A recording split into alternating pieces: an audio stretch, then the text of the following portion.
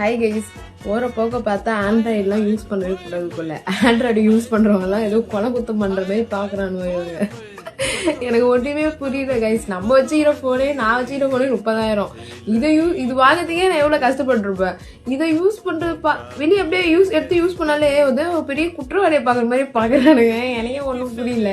எடுத்து யூஸ் பண்ண கொஞ்சம் அசிங்கமாக இருக்குது.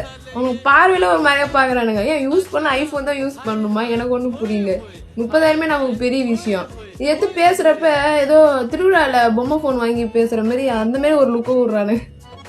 எனக்கே ஒன்றும் புரியல. ஏன் யூஸ் பண்ணால் ஐஃபோன் தான் யூஸ் பண்ணணுமா? நான் ஐஃபோன் வாங்கணும் அப்படின்னு ஐடியா இல்லாதவங்க கூட இல்லை ஐஃபோன் வாங்கினா தான் இவங்க மத்தியில் வாழ முடியும் அப்படின்ற மாதிரி ஆயிடுச்சு. ஒரு மாதிரியா லுக் விட்றானுங்க, இப்படின்றானுங்க.